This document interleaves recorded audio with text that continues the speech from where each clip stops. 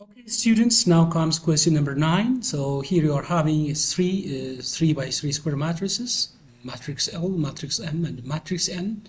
You have been told again that the determinant of matrix L is 2, determinant of matrix M is 10, and determinant of N is 7. And here matrix A is assigned to be a certain matrix with this property. Then you are asked to find the determinant of matrix A.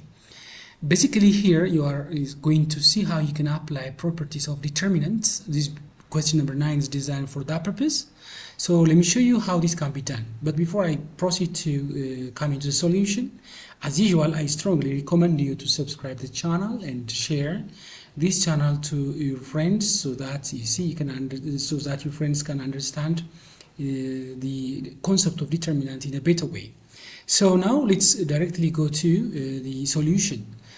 As you see, you are asked to determine the determinant of matrix A. So this basically is the same as the one written there.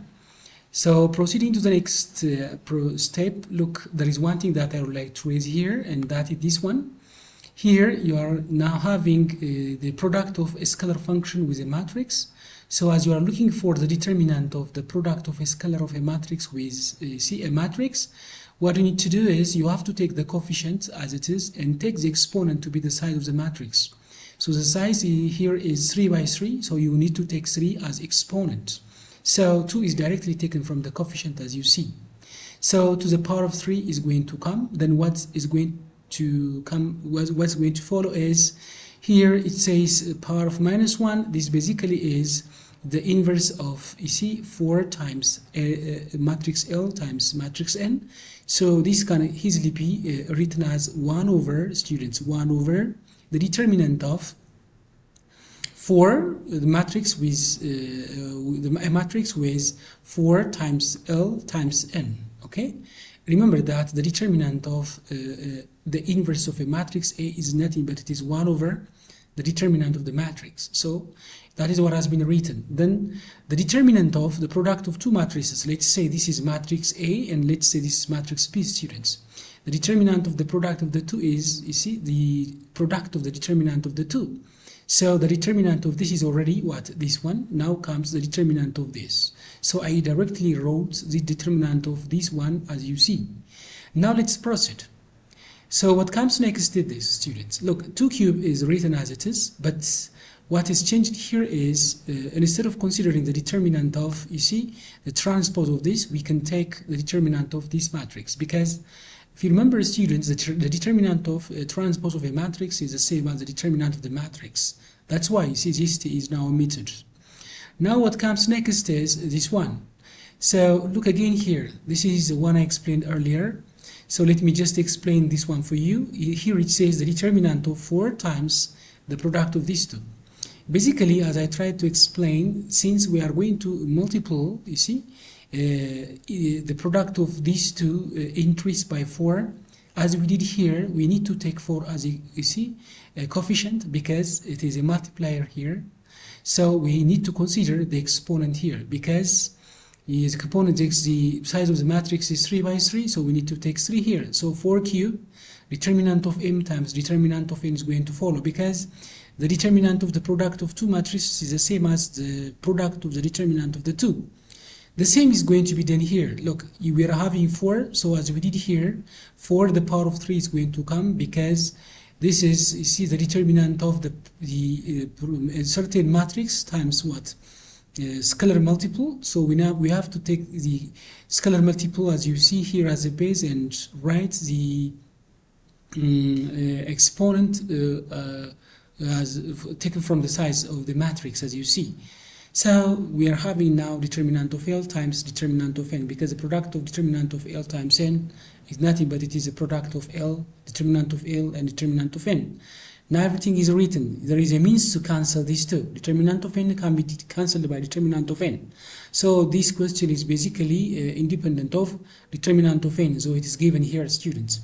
Since it is different from 0, we can cancel. Okay, determinant of N can be cancelled by determinant of N. So we are left with this alone. 2 cube, which actually is 8. 4 cube is 64, which actually is 16 times 4. And this is already removed. Determinant of M is left. And we know that determinant of M is 10. So we have that as it is.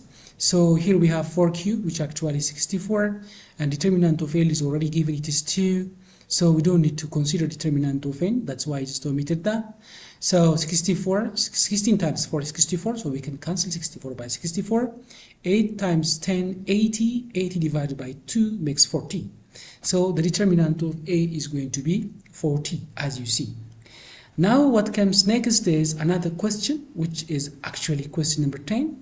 Here also remembers or recalls the determinant properties. You are asked to find the determinant of matrix B, given that matrix B is given by this. So for two matrices L and M with 3 by 3 square matrices having this property, you are asked to determine the size of the determinant of what? Matrix B. Know that determinant of L is 5 and determinant of M is 10. So to find this, what you need to do is the following one. So the determinant of this is the determinant of the given one, as you see. I directly copied from the above, you see. Now what comes next is this one. Still I'm applying the concepts.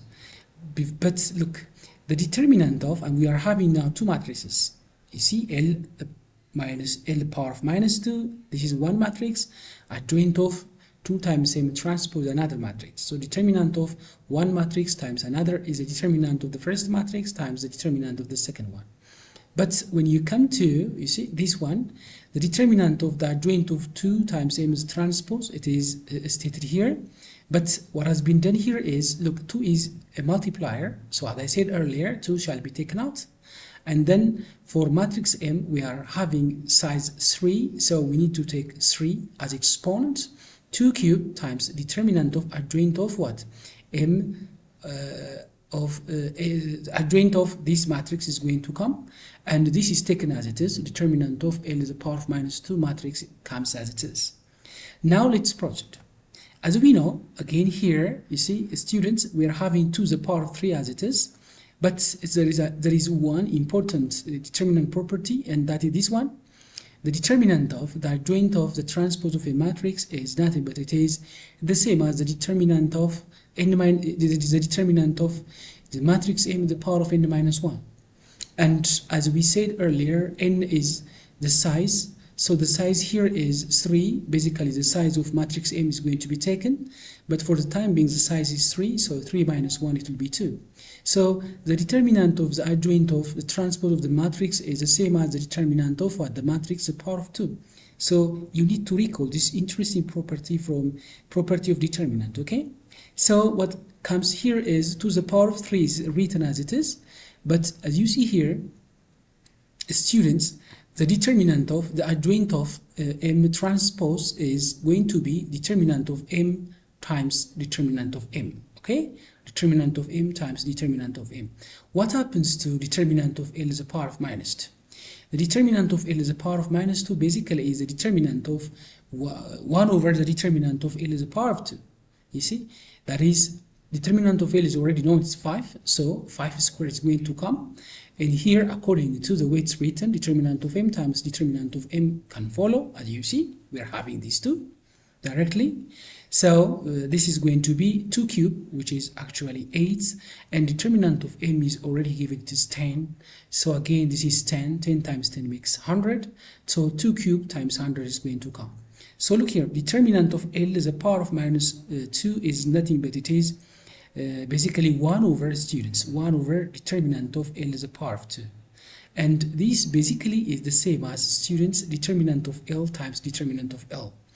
Because determinant of the product of two matrices is the same as the product of the determinants. So when you take, you see, determinant of L times determinant of L, you are going to face 5 squared, as you see. So now, students, you are having 2 cubed times 100 times 5 squared. So from this, 2 cubed is 8, as you know, you are having 100, and 5 squared is 25.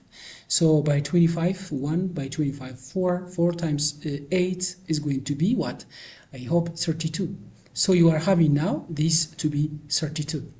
So dear beloved students, in order to find, you see, the solution for question number 9 and question number 10, I just simply applied the properties of determinants. So using the properties of determinants, one can solve different problems. So it is very important to recall or remember those properties of determinants in a better way.